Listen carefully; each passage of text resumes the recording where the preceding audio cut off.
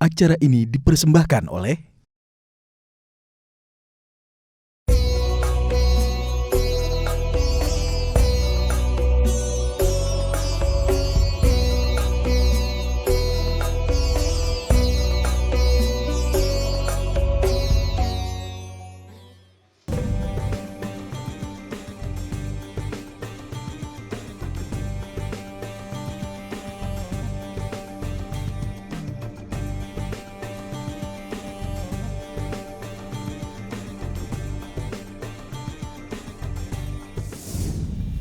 Bismillahirrahmanirrahim. Assalamualaikum warahmatullahi wabarakatuh.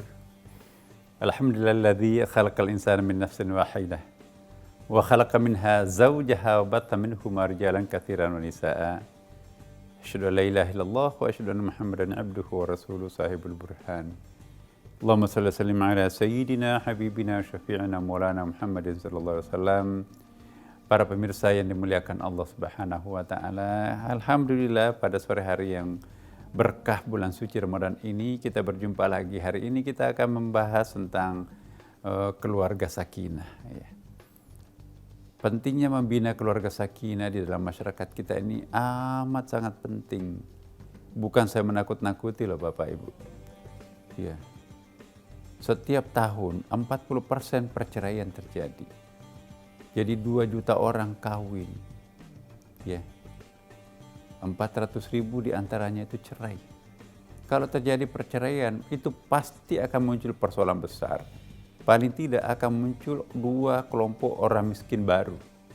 Siapa orang miskin baru pasca perceraian? Pertama perempuan.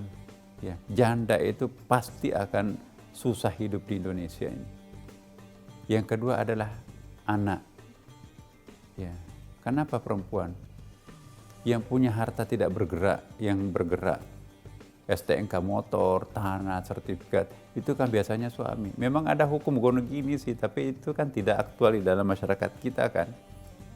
Giliran istrinya mau jual, enggak, kemurahan. Ya, mantan istrinya. Tapi giliran dia mau jual, udah berapapun, aku perlu uang, nama aku kok. Terpaksa istrinya, mantan istrinya nurut. Jadilah ada anak tanpa ayah, kasihan deh. Maka itu, pikirkan perkawinan ini, itu jangan hanya memikirkan urusan sesaat. Maka itu keluarga sakinah ini sangat penting untuk menjadi tema kita hari ini. Jangan main-main melangsungkan perkawinan, tapi juga jangan keenakan pacaran kumpul kebo itu ngoleksi dosa, nggak ada ketenangan tuh. Para pemirsa, bagaimana resepnya mencapai keluarga sakinah? Ada ayat dalam undangan, seringkali kita baca tuh kan undangan-undangan orang Islam itu, wa min ayatihi an khalaqalakum min anfusikum azwajan litaskunu ilaiha wa ja'ala bainakum mawaddatan wa rahmah inna fi dzalika laayatin liqaumin yatafakkarun. Ya. Di antara tanda-tanda kebesaran Allah ialah menciptakan di antara kalian pasangan-pasangannya masing-masing. Ya kan? Litaskunu ilaiha, agar kalian hidup rukun damai di dalamnya bersama pasangan. Wa ja'ala bainakum mawaddatan wa rahmah, dan dia menciptakan kalian itu di dalam keadaan mawaddah. Mawaddah itu stabil karena ada cinta yang sangat dalam, yang kritis. Warahmah, karena di dalamnya ada conditional love, cinta yang sangat tulus di situ itu. Jadi rumus untuk menciptakan keluarga sakinah ialah mawaddah plus rahmah sama dengan keluarga sakinah. Nah sekarang, apa yang dimaksud dengan mawaddah? Mawaddah itu bahasa Arab artinya cinta yang agak rasional. Bukanlah mencintai anak kalau minta uang jajan anak kita 1 juta per hari walaupun banyak uang.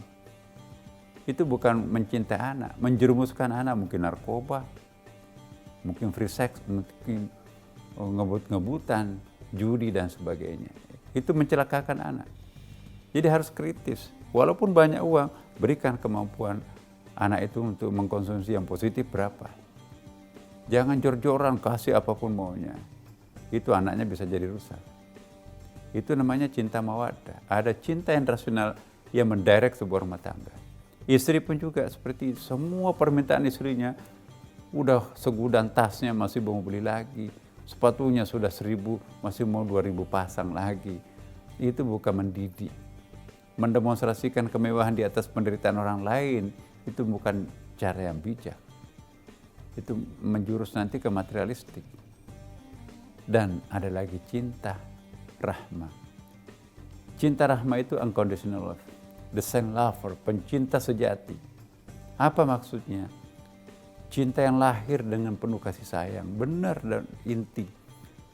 Cinta mawaddah biasa disebut cinta laki-laki, cinta suami. Sedangkan cinta rahmah itu cintanya istri. Kenapa cinta rahmah disebut cinta istri? Coba lihat perempuan tuh. Hamil selama 9 bulan, makin tua kehamilannya makin tersiksa. Tapi nggak pernah tuh menggerutu seorang perempuan hamil. Coba lihat perempuan yang 8-9 bulan tuh. Miring salah, terlentang salah. Apalagi kalau terlungkup kan nggak mungkin. Tapi nggak pernah tuh nyesel. Melahirkan, satu kakinya di kuburan, satu kakinya di dunia itu. Setengah mati loh orang. Ngedem aja itu bukan main, berdarah-darah. Dirobek-robek badannya untuk melahirkan si kecilnya. Enak aja seorang suaminya itu di sampingnya itu. Ya memang saya berdoa. Terima jadi anaknya bersih. Habis itu harus menyusui anaknya kan, 2 tahun. Wafisaluhu fi amaini.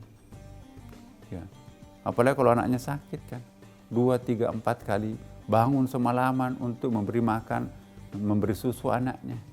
Jadi perempuan itu jam kerjanya itu siang habis waktunya untuk masak, bersihin, gosok, malam diganggu anaknya, diganggu suaminya, kurang tidurnya. Itu cinta rahmah. Tapi itu dilakoni dengan seorang perempuan. Maka itu seorang laki-laki jangan melihat perempuan itu nggak ada kerjaannya, kamu kan tinggal di rumah, enak aja.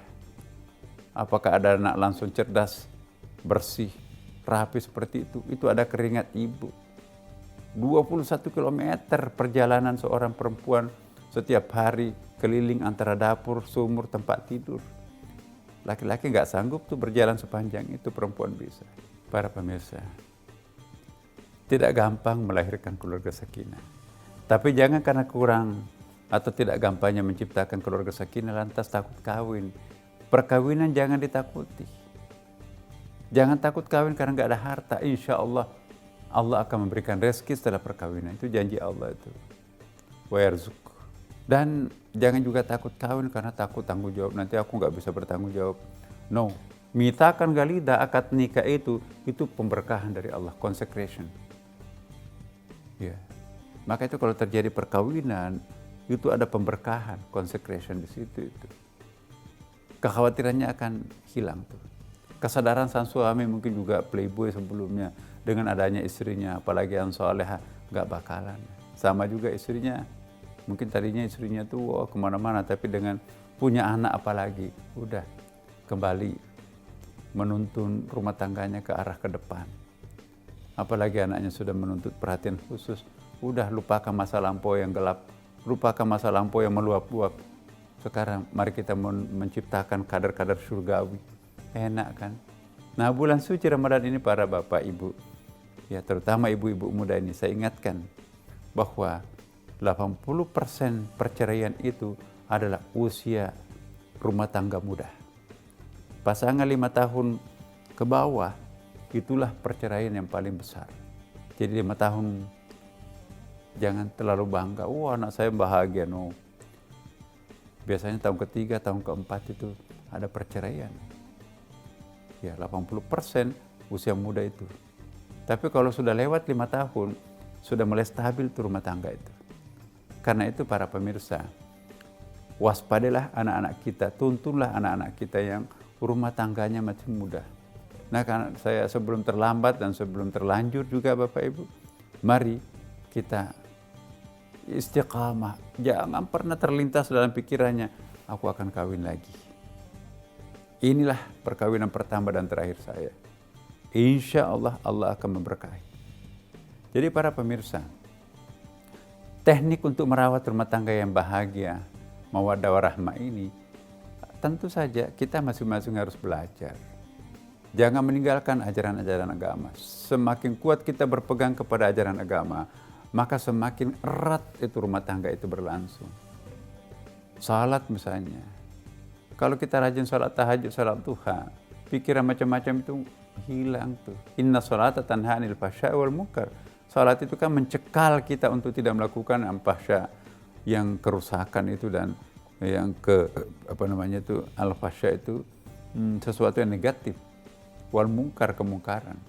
Anak, ini juga perlu perhatian khusus.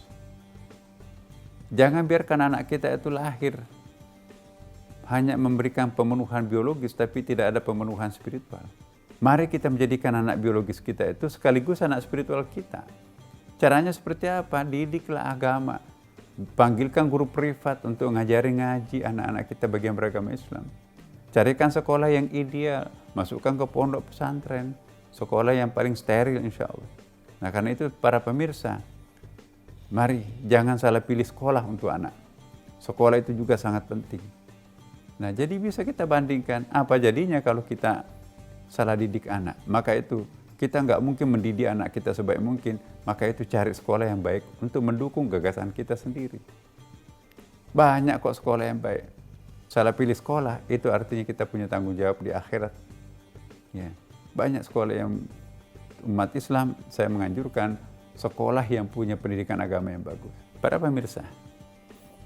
Nah sebelum terlambat nih, pasangan usia rumah tangga muda sebelum punya anak mungkin, mari bikin perencanaan.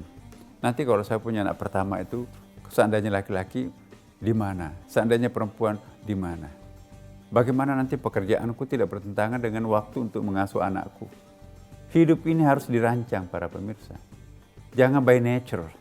Pokoknya tiba masa tiba akal. No. Mencetak anak yang saleh itu ada programnya. Mulai dari sekarang. Yang belum kawin. Nanti kalau saya kawin. Ibunya kelemahannya apa? Pendidikan agamanya kurang. Terus anak saya, oh gampang. Saya akan carikan guru privat yang pintar ngaji. Oh, istri saya kebetulan alumni pondok pesantren yang bagus. Tapi nggak bisa menguasai matematik. Nggak ada seninya. Aku panggilkan guru seni. Aku panggilkan guru olahraga. Aku panggilkan guru matematik dan seterusnya. Uang ada kok. Itu perencanaan sudah ada itu. Oh, anakku nanti satu akan jadi dokter, engineering, satu akan jadi kiai. Semua terpenuhi. Di mana ada perencanaan yang baik, di situ kepemihangan takdir akan muncul. Nah, jadi saya inginkan kepada kita semuanya, jangan memandang enteng urusan rumah tangga. Harus ada planningnya. Family planning ini sangat bagus. Anakku yang pertama nanti jaraknya berapa dengan anak kedua? Udahlah sekalian aja istriku liburan. Nanti sehabis anak ketiga baru dia bekerja. Atau aku nggak mau punya anak dulu, 1 tahun dulu kita tes case rumah tangga baru ya, mudah-mudahan itu kita bisa program semuanya itu. Tapi jangan tanpa program. Nah anak lahir lagi, tanpa ada persiapan. Karena itu saya mohon betul kita semuanya, agar para pemirsa benar-benar konsisten memperhatikan anak-anaknya. Nah, bukan hanya anak yang perlu kita perhatikan, tapi juga orang tua istri, orang tua suami. Tidak sedikit perceraian, tidak sedikit rumah tangga bermasalah. Membeda-bedakan. Perlakukanlah orang tua suami itu persis seperti yang perlakukan orang tua kandung. Perlakukanlah orang tua istri kita seperti kita yang perlakukan orang tua kandung. Apa yang kita korbankan untuk orang tua kita, korbankan juga. Bukan korbankan istilahnya. Apa yang kita berikan kepada orang tua kandung, seperti itu yang kita berikan kepada orang tua istri. Nah kalau ini kita lakukan dengan baik, paralel, maka insya Allah saya kok sangat yakin, rumah tangga itu akan stabil. Jangan ada pembedaan satu sama lain. Nah hal lain yang perlu juga kita perhatikan para pemirsa ini. Ekonomi rumah tangga, ini juga banyak sekali menjadi faktor penyebab perceraian. Rekening suami, ya dikasih istri, tapi amplop-amplopnya lainnya disimpan di laci di kantornya. Jangan mendiskreditkan yang satu, mengistimewakan yang lain, itu sumber persoalan. Dalam era seperti sekarang ini, gampang orang tersinggung lah Bapak Ibu, karena ada handphone kan. Karena itu saya ingin betul, dalam era yang seperti sekarang ini, hati-hati. Dalam Al-Quran itu kan ada banyak ayat yang mengingatkan kita. Imma yablughanna 'indakal kibra ahaduhuma aw kilahuma wala taqul lahumā uffin wala tanharhumā wa qul lahumā qawlan karīm. Jadi kalau orang tua kita itu sudah beranjak tua, orang tua itu makin tua makin sensitif, gampang tersinggung kan. Nah kalau orang tua kita tersinggung, ya ada hadisnya kan. Jika ingin melihat Tuhan itu tersenyum, buat kedua orang tuanya tersenyum. Jika ingin melihat Tuhan itu murka, buat orang tuanya murka. Ridha Allah fi ridha walidaini. Nah, kalau ingin bahagia dunia akhirat itu seni membangun rumah tangga di situ. Kalau orang sukses membangun rumah tangga, dunia akhirat dia akan bahagia. Jangan ada pembedaan antara sesama orang tua kita. Kemudian jangan ada pembedaan antara anak-anak kita. Wah, anaknya dia anak emaskan satu, anaknya seperti anak tiri, padahal sama-sama anak kandung. Itu problem. Jangan karena cacat anak pertama, udahlah kamu mati aja. Enggak boleh. Ibunya itu pasti enggak tega. Sejelek apapun anak itu pasti akan dicintai oleh ibunya. Kan begitu kan ibu ya. Seandainya mohon maaf anaknya super cacat, siapapun engkau adalah anakku. Kamu pembawa rezeki. Kamu adalah darah dagingku sendiri. Bangga punya anak yang cacat. Nah, jadi ini saya inginkan kepada kita semuanya, jangan membenci pemberian Tuhan. Tuhan itu maha baik dan semua apa yang datang dari Allah itu baik. Terimalah seperti apa adanya. Karena itu para pemirsa, pada kesempatan bulan suci Ramadan ini saya ingin betul-betul agar kita semuanya itu belajar ya. Lesson learning, pengalaman hidup kita selama ini, mari kita jadikan pelajaran yang sangat berharga. Jangan jatuh di dalam lubang yang sama. Hanya keledai yang bisa jatuh pada lubang yang sama. Dan saya yakin Bapak Ibu semuanya, pasangan rumah tangga muda itu kan cerdas-cerdas. Generasi milenial sekarang itu hebat itu. Ya, bagaimana nggak hebat? Ada Google banyak menjadi gurunya itu kan. Dulu kan kita guru privat, sekarang guru privatnya itu adalah Google. Murah meriah, bisa 24 jam melayani kita kan. Pada kesempatan ini para pemirsa, bulan suci Ramadan ini, mari kita ambil berkahnya. Pasti insya Allah kalau kita berdoa dan sambil berusaha, kita akan dapat berkah itu. Inilah harapan kami semuanya dan harapan kita bersama. Mari kita berdoa, semoga kita mendapatkan anak-anak yang soleh atau soleha, membahagiakan kita di dunia dan di akhirat. Rumah tangga kita pun juga utuh sampai akhir zaman, bahagia kita di dunia sampai di akhirat. Demikian para pemirsa. Wallahul muwaffiq ila aqwamit thariq. Wassalamualaikum warahmatullahi wabarakatuh.